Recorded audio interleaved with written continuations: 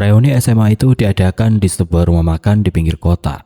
Bukan tempat mewah, tapi cukup luas untuk menampung sekitar 40-an orang yang sudah lama tidak bertemu. Kursi-kursi plastik ditata memanjang, spanduk kecil bertuliskan angkatan kami digantung agak miring di dinding. Dari speaker kecil di sudut ruangan mengalun lagu-lagu lawas yang dulu sering kami nyanyikan waktu masih seragam putih abu-abu. Suasananya ramai, berisik malah. Orang-orang berdiri di sana-sini berpelukan tertawa keras saling menunjuk foto-foto lama yang ditempel di papan styrofoam. Ada yang rambutnya sudah memutih di pelipis, ada yang badannya berubah jauh dari yang diingat. Tapi tawanya masih sama, tawa orang-orang yang pernah duduk sebangku dan rebutan contekan sebelum ujian.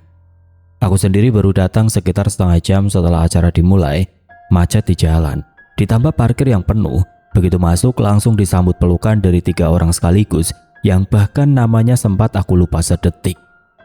Di tengah keramaian itu aku melihat Ida. Dia duduk di meja paling pojok dekat jendela yang setengah terbuka sendirian sebentar sebelum akhirnya seorang teman lama ikut duduk di sebelahnya. Aku langsung mengenalinya. Wajahnya tidak banyak berubah, hanya lebih matang. Rambutnya sebahu dijepit sederhana di satu sisi. Yang berubah adalah caranya duduk. Dulu Ida itu orangnya tidak bisa diam. Kalau ada acara kelas, dia yang paling banyak bicara, paling banyak gerak, paling keras ketawanya. Sekarang dia duduk dengan tenang. Senyumnya ada, tapi tidak meledak-ledak. Lebih banyak mendengar daripada berbicara. Sesekali pandangannya lepas keluar jendela, meski tidak ada yang menarik di sana. Hanya halaman parkir dan pohon besar yang daunnya tidak bergerak. Aku menghampirinya, kami berpelukan bertukar kabar singkat. Dia sudah pindah ke Purwokerto, ikut suaminya, punya 2 anak, sibuk dengan kegiatan di lingkungan RT. Biasa, cerita yang wajar dari orang yang sudah 10 tahun lebih tidak bertemu. Tapi di tengah obrolan itu tiba-tiba Ida berhenti sebentar. Dia melirik sekeliling seperti memastikan tidak ada orang yang terlalu dekat, lalu menatap aku dengan ekspresi yang berbeda dari tadi. Aku mau cerita sesuatu, boleh? Tentu saja aku bilang boleh. Dia menarik nafas sekali, tangannya meraih gelas kopi yang sudah dipesan dari tadi. Tapi tidak diminum, hanya dipegang, diputar pelan di antara kedua telapak tangannya. Aku perhatikan matanya, ada sesuatu di sana yang tidak bisa langsung aku baca, bukan sedih, bukan takut. Tapi seperti orang yang sudah lama menyimpan sesuatu dan baru sekarang merasa siap untuk mengeluarkannya. Dia bicara pelan, hati-hati, seperti sedang memilih setiap kata sebelum diucapkan. Ini bukan cerita yang aku karang-karang. Ini beneran terjadi. Aku yang ngalamin sendiri. Aku diam menunggu. Ini waktu aku masih pacaran sama Mas Anto. Nama lengkapnya Antonius Dwi Saputra, tapi semua orang memanggilnya Mas Anto. Ida mulai cerita soal dia dengan nada yang pelan, tapi runtut. Bukan nada sedih yang dibuat-buat, lebih ke nada orang yang sudah berdamai dengan kenangan, tapi masih merasakan beratnya kalau diingat lagi. Mas Anto bukan tipe cowok yang tampan mencolok, tapi dia punya cara bikin orang nyaman yang susah dijelaskan. Setiap kali datang ke rumah Ida, dia selalu bawa senyum duluan. Senyum yang sudah kelihatan dari luar pagar, sebelum dia sempat mengetuk pintu.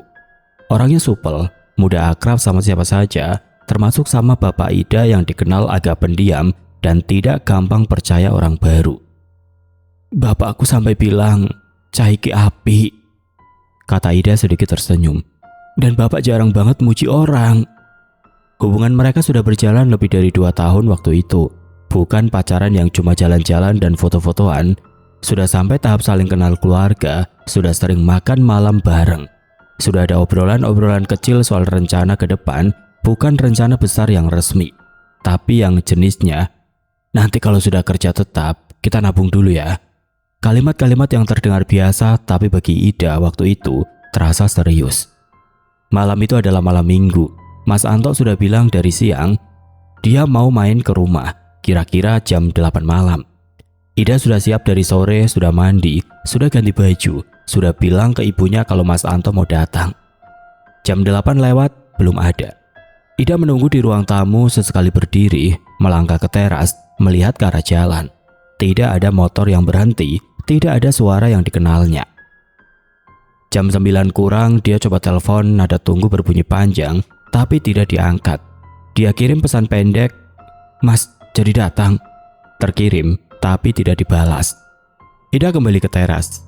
Jalanan di depan rumahnya sepi, hanya sesekali ada motor lewat, tapi tidak ada yang berhenti. Dia tidak langsung panik, pikirannya masih mencari penjelasan yang masuk akal. Mungkin Mas Anto lagi di jalan dan tidak bisa angkat telepon. Mungkin motornya mogok di tengah jalan dan dia repot mendorong. Mungkin ada urusan mendadak di rumah dan lupa kabari. Kemungkinan itu Ida susun sendiri di kepalanya, supaya rasa was-was yang mulai naik bisa sedikit ditahan. Tapi jam 9 lewat, pesan masih belum dibalas. Ibu Ida sempat keluar dari kamar menanyakan Mas Anto sudah datang belum. Ida jawab belum, sambil senyum tipis supaya ibunya tidak ikut khawatir. Ibunya masuk lagi ke kamar. Dan Ida kembali duduk sendiri di ruang tamu menghadap pintu yang masih tertutup. Jarum jam di dinding ruang tamu sudah menunjuk angka 10:04. Ida sudah tidak berdiri lagi di teras. Dia sudah balik ke dalam, duduk sebentar, lalu berdiri lagi, lalu duduk lagi. Itu sudah terjadi beberapa kali dalam 1 jam terakhir. Ibunya sudah masuk kamar dan tidak keluar lagi. Rumah terasa lebih sepi dari biasanya. Ida akhirnya memutuskan untuk menyerah. Dia ambil ponselnya, lihat layar sekali lagi. Tidak ada pesan masuk. Tidak ada panggilan, tidak terjawab. Baru dia taruh ponsel di meja lalu berdiri mau matikan lampu ruang tamu. Tapi baru 2 langkah dia dengar sesuatu dari luar. Suara motor. Bukan motor tetangga yang biasa lewat. Bukan suara motor bebek yang ringan. Ini suara yang berbeda. Kasar, berat dengan irama yang khas. Suara RX King. Dia hafal betul suara itu. Sudah 2 tahun lebih dia mendengarnya setiap kali Mas Anto datang. Suaranya selalu sama. Agak keras waktu masuk gang, lalu pelan saat berhenti di depan rumah. Dan malam itu polanya persis sama. Ida langsung balik badan, rasa lega naik seketika, lebih cepat dari pikirannya. Dia melangkah ke pintu membuka kunci, lalu membuka daun pintu. Mas Anto berdiri di depan pintu. Pakaiannya rapi, kemeja lengan pendek warna gelap, celana panjang, rambutnya tertata seperti biasa. Tidak ada yang tampak aneh dari penampilannya, tidak ada lecet. Tidak ada pakaian yang kusut atau kotor. Dia berdiri tegak, tangan di sisi badan. Ida langsung bicara duluan. Nada suaranya campuran antara kesal dan lega. Mas Anto, kok lama banget? Ida sudah nunggu dari tadi. Di telepon gak diangkat, di SMS gak dibalas. Kenapa mas? Mas Anto tidak menjawab. Dia hanya melangkah masuk, pelan tidak tergesa, melewati Ida yang masih berdiri di depan pintu. Lalu berjalan ke arah kursi ruang tamu dan duduk di sana. Ida menutup pintu lalu berbalik menatapnya. Mas, tidak ada jawaban. Mas Anto duduk dengan punggung tegak, kedua tangannya diletakkan di atas lutut, matanya menghadap ke depan, ke arah dinding ruang tamu yang tidak ada apa-apanya selain jam dinding dan 1 foto keluarga Ida. Lampu ruang tamu menyala terang seperti biasa, tidak ada yang berubah di ruangan itu. Kursi di tempat yang sama, meja di posisinya, sendal Mas Anto terlepas rapi di depan pintu seperti yang selalu dia lakukan. Semuanya normal, tapi Mas Anto tidak bicara. Ida berdiri beberapa detik mencoba membaca situasi. Dia pikir mungkin Mas Anto sedang capek, mungkin ada masalah di jalan yang bikin dia tidak mood, mungkin dia butuh waktu sebentar sebelum cerita. Ida akhirnya ikut duduk di kursi sebelahnya, tidak terlalu dekat, tidak terlalu jauh. Dia menunggu Mas Anto mulai bicara. Tapi 1 menit berlalu, lalu 2 menit, Mas Anto tetap diam. 2 menit berlalu, dan Mas Anto masih belum bicara sepatah kata pun. Ida mencoba lagi, kali ini lebih pelan, lebih hati-hati. Mas, ada apa? Tadi kenapa nggak angkat telepon? Mas Anto tidak menjawab, matanya tetap menghadap ke depan. Bukan seperti orang yang mengabaikan, lebih seperti orang yang mendengar, tapi tidak punya tenaga untuk merespon. Ida menggeser duduknya sedikit lebih dekat. Dia perhatikan wajah Mas Anto dari jarak yang lebih pendek. Pucat, bukan pucat karena kelelahan biasa. Warna kulitnya lebih terang dari yang Ida ingat. Seperti darah di wajahnya sudah tidak mengalir dengan normal. Biasanya Mas Anto punya warna kulit yang hangat, sedikit kecoklatan karena sering di luar. Malam itu berbeda. Ekspresinya datar. Bukan ekspresi orang yang sedang marah dan menahan diri untuk tidak bicara. Bukan juga ekspresi orang yang sedang ngambek dan menunggu ditanya lebih lanjut. Mas Anto yang biasa Ida kenal, yang cerewet, yang gampang senyum, yang selalu punya komentar untuk hal sekecil apapun. Malam itu seperti sedang menanggung sesuatu yang berat sekali di dalam dirinya. Sesuatu yang tidak kelihatan dari luar, tapi terasa. Ida tidak tahu harus bilang apa lagi, jadi dia diam juga. Tidak ada suara televisi karena memang tidak dinyalakan, tidak ada suara dari luar. Jalanan di depan sudah sepi sejak tadi, yang ada hanya detak jam dinding dan nafas mereka berdua yang sama-sama pelan. Menit-menit itu terasa panjang. Ida sempat menghitung dalam hati, 1 menit, 2 menit, 3 menit. Dia tidak bergerak. Mas Anto tidak bergerak. Mereka duduk berdampingan di kursi yang sama seperti puluhan kali sebelumnya. Tapi malam itu rasanya seperti duduk di sebelah orang yang belum pernah dia kenal. Di menit ke-10, Mas Anto bergerak. Pelan sekali. Tangannya terangkat dari atas lututnya lalu berpindah ke arah tangan Ida yang tergeletak di sisi pahanya. Jari-jarinya menutup di atas punggung tangan Ida, menggenggam tapi tidak erat, lebih seperti menahan. Ida tidak menarik tangannya, dia membiarkan.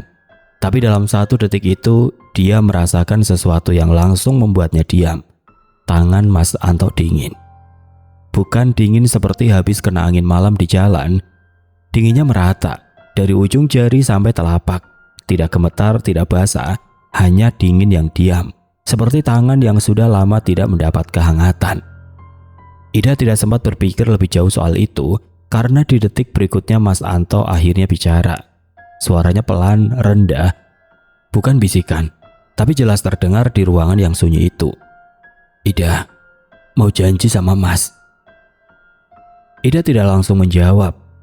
Pertanyaan itu, mau janji sama Mas, terdengar sederhana tapi cara Mas Anto mengucapkannya membuat Ida tidak bisa langsung merespon dengan santai. Ada sesuatu di nada suaranya yang terasa berbeda.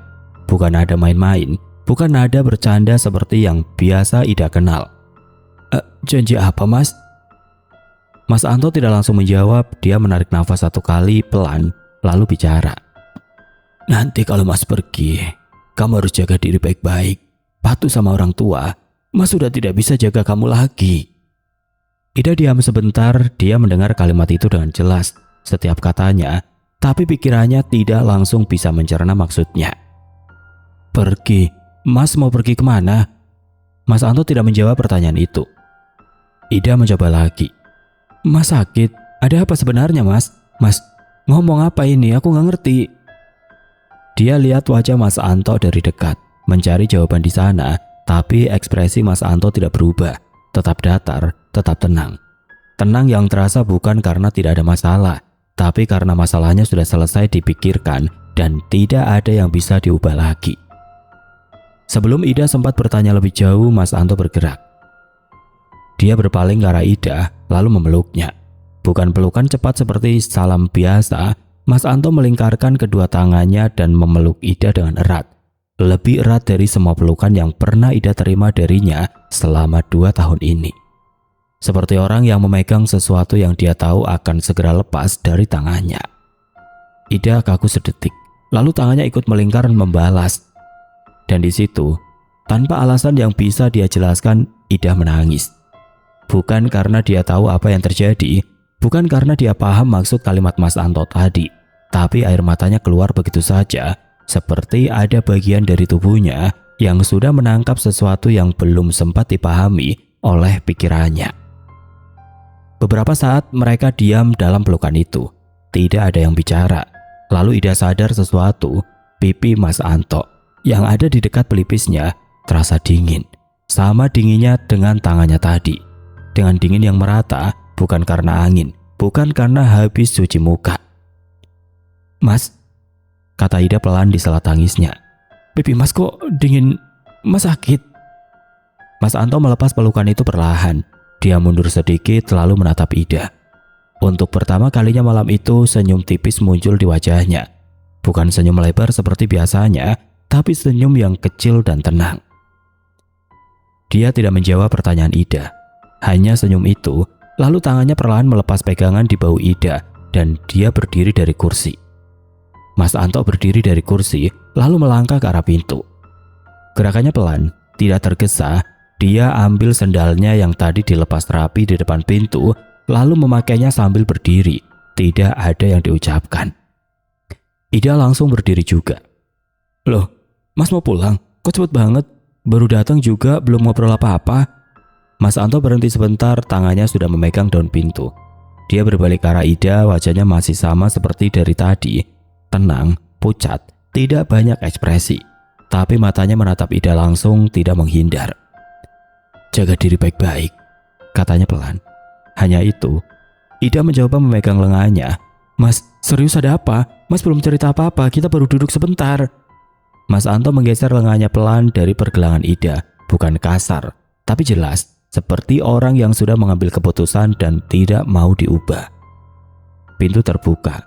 Mas Anto melangkah keluar ke teras, lalu turun ke halaman. Ida berdiri di depan pintu menyaksikannya. Lampu teras menyala cukup terang untuk melihat punggung Mas Anto yang berjalan menuju jalan di depan rumah.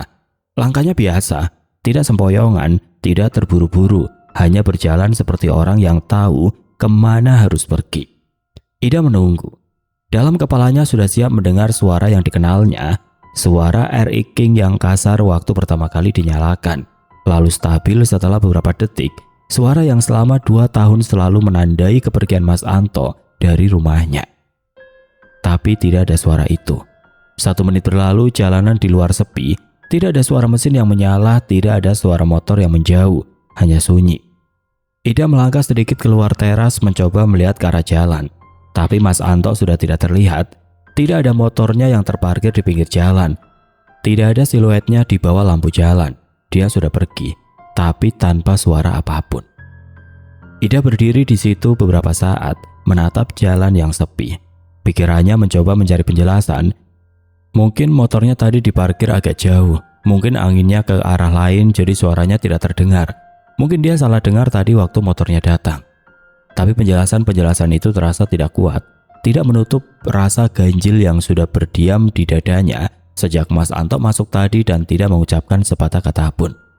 Ida masuk ke rumah, pintu ditutup, dikunci. Dia berdiri sebentar di tengah ruang tamu. Kursi yang tadi diduduki Mas Anto masih ada di posisinya. Tidak ada yang berubah di ruangan itu, tapi rasanya berbeda, seperti ada sesuatu yang barusan terjadi di sini. Sesuatu yang belum bisa dia beri nama. Ida masih berdiri di situ, masih memegang kunci pintu di tangannya. Ketika telepon rumah di meja sudut itu berbunyi. Ida melangkah ke meja sudut, mengangkat gagang telepon. Halo, ini dia Ida. Suaranya perempuan, parubaya. Ida tidak langsung mengenalinya. Iya, ini siapa? Ini Ibu Nani, ibunya Anto. Ida langsung berdiri tegak, sesuatu di dadanya bergerak. Bukan lega, bukan kaget, tapi seperti sesuatu yang dari tadi menunggu untuk jatuh. Oh, Ibu Nani, ada apa Bu? Mas Anto tadi baru pulang dari sini, tapi... Ida, suara Ibu Nani memotong pelan tapi jelas. Ibu mau kasih tahu sesuatu, tadi malam Anto kecelakaan. Ida tidak langsung bicara. Kejadiannya sekitar jam 9 lebih di jalan arah sini. Anto sempat dibawa ke rumah sakit. Ibu Nani berhenti sebentar, suaranya sedikit turun. Tapi nyawanya tidak terselamatkan. Anto meninggal jam 10 malam tadi. Ruangan itu tiba-tiba terasa berputar. Jam 10 malam Mas Anto meninggal. Tapi jam setengah 11 Mas Anto duduk di kursi ruang tamu Ida, memegang tangannya, memeluknya, bicara kepadanya. Gagang telepon terlepas dari tangan Ida, dia tidak merasakan jatuh. Yang dia rasakan hanya kakinya tiba-tiba tidak kuat menopang badannya. Dan setelah itu tidak ada lagi yang dia ingat malam itu. Keesokan paginya Ida pergi melayat bersama ibunya. Rumah Mas Anto sudah ramai sejak pagi. Tetangga, keluarga jauh, teman-teman. Ida masuk dengan langkah yang tidak stabil, dituntun ibunya dari belakang. Mas Anto terbaring di ruang tengah, ditutupi kain putih hingga sebatas dada. Wajahnya terlihat jelas, tenang, pucat, tidak ada ekspresi. Ida berhenti di ambang pintu ruang tengah itu. Wajah itu, wajah yang sama persis dengan yang dia lihat semalam di ruang tamunya. Pucat yang sama, tenang yang sama. Air mata Ida keluar tanpa suara. Dia tidak berteriak, tidak pingsan lagi, hanya menangis diam-diam. Berdiri di situ menatap wajah Mas Anto yang sudah tidak pernah senyum lagi ke arahnya. Ibu Nani datang menghampiri. Perempuan itu memeluk Ida erat, menepuk punggungnya pelan. Mungkin Anto mau pamit dulu, Dek. Dia sayang sama kamu, kata Ibu Nani pelan di dekat telinga Ida. Ida tidak bisa menjawab, dia hanya mengangguk kecil dalam pelukan itu. Kembali ke masa sekarang. Di meja pojok rumah makan itu, Ida berhenti bicara. Dia melihat ke arah gelas kopinya yang tadi tidak diminum, lalu meletakkannya pelan di meja. Aku tidak tahu itu masuk akal atau tidak, tapi aku yang mengalaminya dan sampai sekarang, aku masih ingat jelas semua yang dia bilang. Dia tidak menambahkan apa-apa lagi setelah itu, tidak perlu. Aku duduk diam sebentar di luar rumah makan, suara reuni masih ramai. Tawa, musik lama, suara kursi bergeser. Tapi di meja itu, rasanya seperti dunia sejenak melambat. Yang aku tangkap dari cerita Ida bukan soal percaya atau tidak percaya, tapi soal ini. Ada orang yang bahkan di detik-detik terakhirnya masih sempat memilih untuk tidak pergi begitu saja. Masih sempat datang, duduk, memegang tangan, dan mengucapkan kalimat yang paling penting. Mas Anto tidak meninggalkan rasa takut. Dia meninggalkan janji.